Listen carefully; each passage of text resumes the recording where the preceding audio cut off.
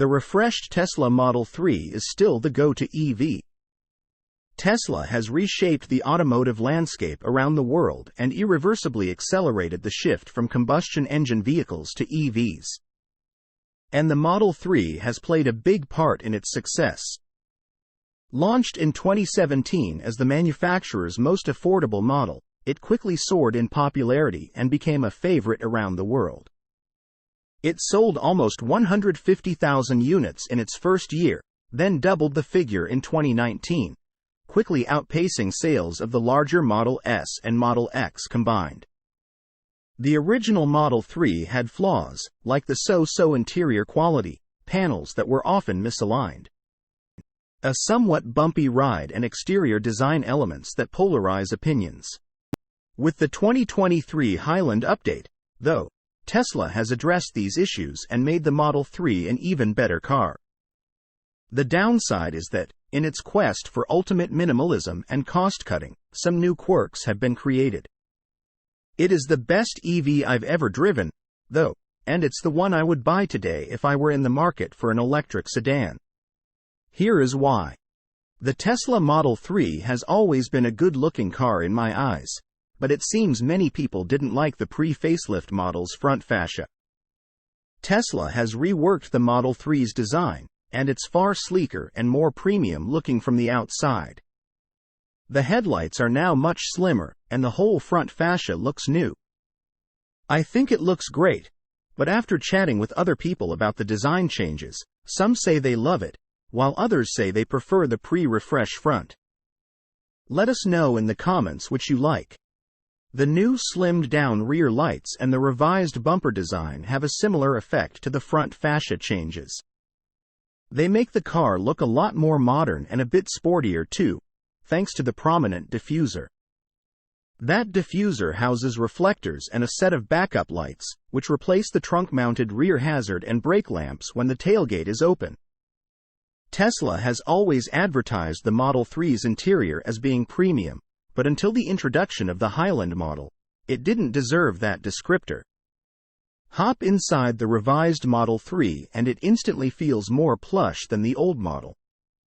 Assembly quality looks better, panels fit together better, and premium touches like the wraparound LED mood lighting strip and Alcantara door cards help with the premium feel. Everything feels softer and nicer to touch. The front seats are comfortable, although the seat cushions could be a bit longer for over 6-footers. But even though my thighs felt like they could have used more support, I drove the Model 3 for a few hundred miles and found it very pleasant and easy on my back. The Model 3 has more storage cubbies than pretty much any other sedan I can think of. Aside from the glove box, which is on the small side, you get some huge compartments in the center console. The largest one is right in front of the dual wireless phone chargers. And it's big enough to fit a couple of big water bottles with room to spare. Tesla removed the indicator and wiper stalks from behind the steering wheel in the Highland. This prompted a complete redesign of the wheel, which looks and feels better than before while offering more functionality. The new wheel make the car feel more agile and maneuverable, and its flat bottom design looks reasonably sporty. In the Model 3 Highland, they are both on the left prong, stacked one on top of the other. While I did get used to this, it was tricky to use them when the steering wheel was not in the dead-ahead position.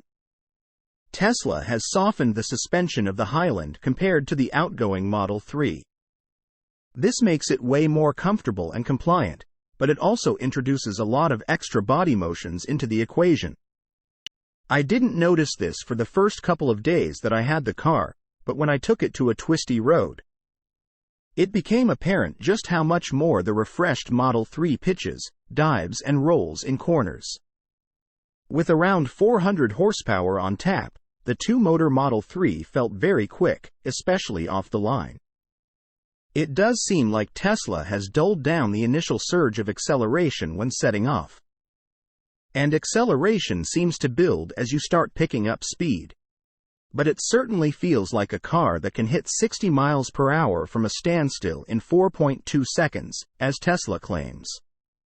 Here in Europe, Tesla advertises the Model 3 long range as being able to do 421 miles on the WLTP test cycle. The WLTP cycle typically produces range ratings that are considerably more optimistic than those validated on the EPA cycle. The WLPT figure drops to 390 miles with the 19-inch wheels.